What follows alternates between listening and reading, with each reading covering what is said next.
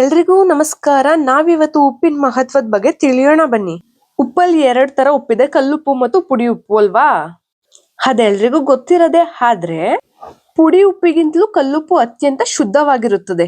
ಏಕೆಂದರೆ ಮಾರುಕಟ್ಟೆಯಲ್ಲಿ ದೊರೆಯುವಂತಹ ಪುಡಿ ಉಪ್ಪಿನಲ್ಲಿ ರಾಸಾಯನಿಕ ಅಂಶಗಳಿರುತ್ತವೆ. ಹಲವು ರಾಸಾಯನಿಕ ಪ್ರಕ್ರಿಯೆಗಳ ನಂತರವಷ್ಟೇ ಮಾರುಕಟ್ಟೆಯಲ್ಲಿ ದೊರೆಯುವ ಪುಡಿ ಉಪ್ಪನ್ನು ತಯಾರಿಸಲಾಗುತ್ತದೆ. ಕಲ್ಲುಪ್ಪು ಯಾವುದೇ ರಾಸಾಯನಿಕ ಅಂಶಗಳನ್ನು ಹೊಂದಿರುವುದಿಲ್ಲ, ಹಾಗಾಗಿ ಅದು ಸಹಜ ಉಪ್ಪಾಗಿರುತ್ತದೆ. ಸಾಮಾನ್ಯವಾಗಿ ನಾವು ಎಲ್ಲರೂ ಮನೆಗಳಲ್ಲಿಯೂ ಪ್ಲಾಸ್ಟಿಕ್ ಡಬ್ಬಗಳಲ್ಲಿ ಉಪ್ಪನ್ನ ಇಟ್ಕೊಂಡಿರ್ತೀವಿ. ಅದು ತಪ್ಪಾದ ಕ್ರಮ. ಇದು ಋಣಾತ್ಮಕ ಶಕ್ತಿಯ ಆಗಮನಕ್ಕೆ ಆಹ್ವಾನವನ್ನು ನೀಡುತ್ತದೆ.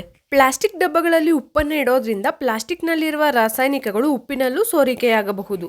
ಆದ್ದರಿಂದ ಪಿಂಗಾಣಿ ಪಾತ್ರೆಗಳಲ್ಲಿ, ಮಣ್ಣಿನ ಪಾತ್ರೆಗಳಲ್ಲಿ ಅಥವಾ ಗಾಜಿನ ಡಬ್ಬಗಳಲ್ಲಿಯೇ ಉಪ್ಪನ್ನು ಸಂಗ್ರಹಣೆ ಮಾಡಿ ಇಡಬೇಕು. ಮತ್ತು ಕಲ್ಲುಪ್ಪನ್ನೇ ಒಂದು ಮಿಕ್ಸಿ ಜಾರಿನಲ್ಲಿ ಪುಡಿ ಮಾಡಿ ಪುಡಿ ಉಪ್ಪಾಗಿ ಬಳಸಬೇಕು. ಇದು ಉತ್ತಮ. ಕೆಲವೊಮ್ಮೆ ಮನೆಗಳಲ್ಲಿ ನಕಾರಾತ್ಮಕ ಕಂಪನಗಳು ಹೆಚ್ಚಾಗಿ ಕುಟುಂಬ ಸದಸ್ಯರಲ್ಲಿ ಸಣ್ಣ ಸಣ್ಣ ವಿಷಯಕ್ಕೂ ಸಹ ಕಲಹಗಳು ಉಂಟಾಗುತ್ತಿರುತ್ತವೆ. ಈ ಸಮಸ್ಯೆಯನ್ನು ನಿವಾರಿಸಲು ನೆಲ ಒರೆಸುವಂತಹ ನೀರಿನಲ್ಲಿ ಸ್ವಲ್ಪ ಪ್ರಮಾಣದಲ್ಲಿ ಕಲ್ಲುಪ್ಪನ್ನು ಬೆರೆಸಿ ನೆಲವನ್ನು ಒರೆಸಬೇಕು. ಇದರಿಂದ ಮನೆಯಲ್ಲಿರುವ ನಕಾರಾತ್ಮಕ ಶಕ್ತಿ ಮನೆಯಿಂದ ಹೊರಹೋಗುತ್ತದೆ ಹಾಗೂ ರೋಗಕಾರಕ ಸೂಕ್ಷ್ಮಾಣು ಜೀವಿಗಳು ಕೂಡ ನಾಶವಾಗುತ್ತವೆ.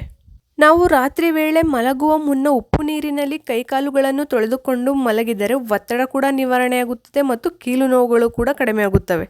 ಉಪ್ಪು ಮಹಾಲಕ್ಷ್ಮಿಯ ಪ್ರತಿರೂಪ. ಒಂದು ವೇಳೆ ಉಪ್ಪು ಚೆಲ್ಲಿದ್ದಲ್ಲಿ ಕಾಲಿನಿಂದ ತುಣಿಯಬಾರದು, ಒದ್ದೆ ಬಟ್ಟೆಯಿಂದ ಸ್ವಚ್ಛಗೊಳಿಸಬೇಕು.